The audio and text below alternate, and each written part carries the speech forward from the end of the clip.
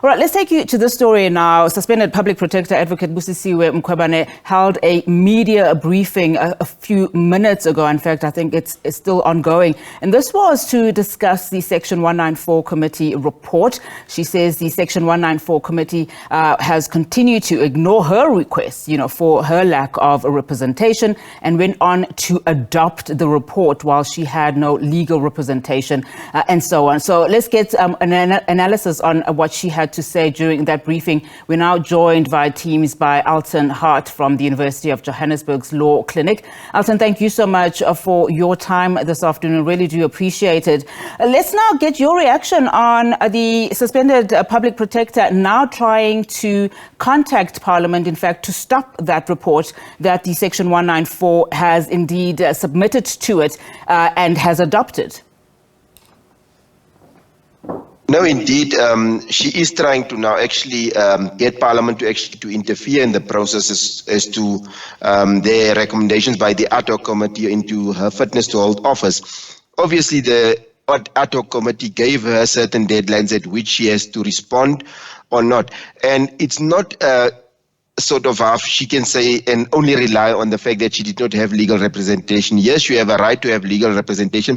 Yes, we need to adhere to the audi alteram partem rule, but it could also be that she is a bit legally trained. She could have responded in a specific way to certain of these things. So for her to out and out just say that she wasn't given a legal representation, she is legally trained, so she cannot hide completely behind that fact, but one should not shy away from the fact that she, in terms of the Constitution, is allowed to have legal representation of her choice to assist her. Obviously, we know that there was issues pertaining to funding, and she has already cost the taxpayer so much money on legal representation, and that is one of the things that one has to deal with. But there was sufficient time given to her to actually respond. She could have done a response, maybe not a complete and a solid response, but she could have responded to the various deadlines that were set by the chairperson, Mr. Jainji. In fact, I am looking at her media statement that I have here in front of me. She obviously has hired Motsoneng Bill attorneys on the 17th of August. She says subsequent to their appointment, they then wrote to the committee chairperson requesting for the deferment, by only a couple of weeks of the proposed adoption of the final report until the completion of the consultations with client and counsel. And of course, she also says she hasn't completed her testimony during this committee. What is likely to happen, just from a legal perspective, seeing that the committee has said, we've submitted our report to Parliament, and really her fate lies with Parliament? Her fate lies with Parliament, because Parliament can decide and make a recommendation to the President to say remove her or not, because it's not Parliament that's going to remove her, it's the President that has to remove her on recommendation from Parliament. But that report, given that she has already only gave half of her evidence, that's according to what she is saying, that she still needs to provide some further evidence that needs to be considered in actually deciding her fate. And for me, it seems like now this process by the ad hoc committee, yes, there was, if one would say, fair time given, but we can also now see, looking, and this is just the little devil dancing behind my head, they try and actually make sure that they sort of remove her from office before her tenure ends. Then it automatically means that she would not be entitled to the benefits that comes with a retired public protector. And I think it's just that little voice in the back of my head that says that is the whole mission of why the committee don't want to defer, even after her newly appointed attorneys was asking for the deferment of certain time limits. How likely are we to see her challenge, this further, given the fact that she is raising these issues, and given the fact that she had also issued applications against the chairperson, Kubukile Jangi himself, asking for his recusal, and also just some of the assertions she is now making. How possible is it that she could actually take this further once Parliament makes its decision, and once President Cyril Ramaphosa has no option but to impeach her? No, by the way and by the look of things, how she has conducted herself, I know definitely she will take this report from the ad hoc committee on review. And she will go to the High Court, she will go to the SCA, and she will eventually go to the Constitutional Court if the need arises. And I think if she doesn't do it, she would let herself down, because she stands to suffer and lose a lot if that benefits as a public protector is taken away from her. So for me, I would think that she should take it on review and actually ask that the court says, look, how can this report be said as a final report? Yes, they gave me time. Yes, they ignored my requests. So there is grounds for her. I'm not saying she has out and out grounds, but there is grounds for her to take this on review.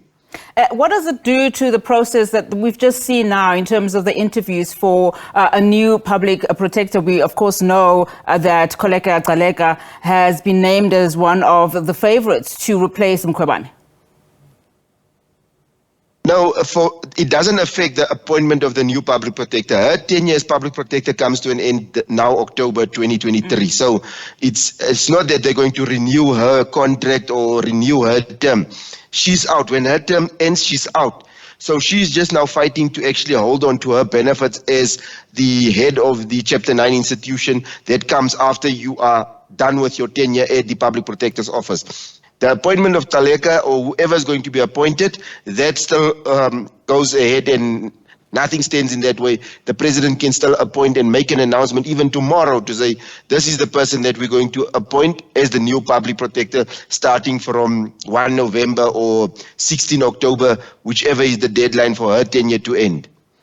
Just looking at, the public protector's conduct during this investigation, of course, we know that the Section 194 committee started its work in July of last year into her fitness to hold office. And they've essentially found her guilty on several charges, that were before the committee. And these are quite some serious charges. Just talk to us about her conduct and what this means for her in this arena as public protector, and also what essentially she has done to, just the reputation of that office. No, for me, it's like when they take it, and mostly people would hammer on these judgments that was given against her, where adverse cost findings was made against her. And it's like in any litigation process, you get a plaintiff and a defendant going to court. So the Minister of Police was sued, is one of the highest sued departments in the country at this point in time. Do we say the Ministry of Police must close down? I don't think so. Do we get the minister removed if these judgments is coming? No. Yes, you get some.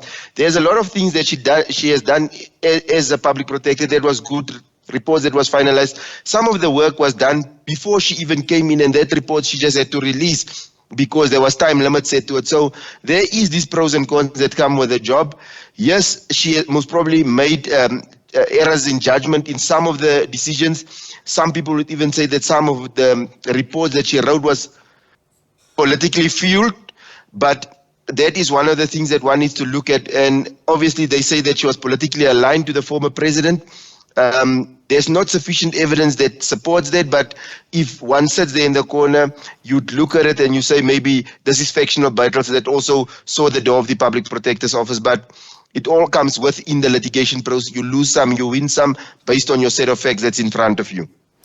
Mr. Hart, thank you so much for your analysis. Of course, that press briefing is continuing right here in Johannesburg, and we'll continue to get analysis on what the suspended public protector had to say. That was Elton Hart from the University of Johannesburg's Law Clinic.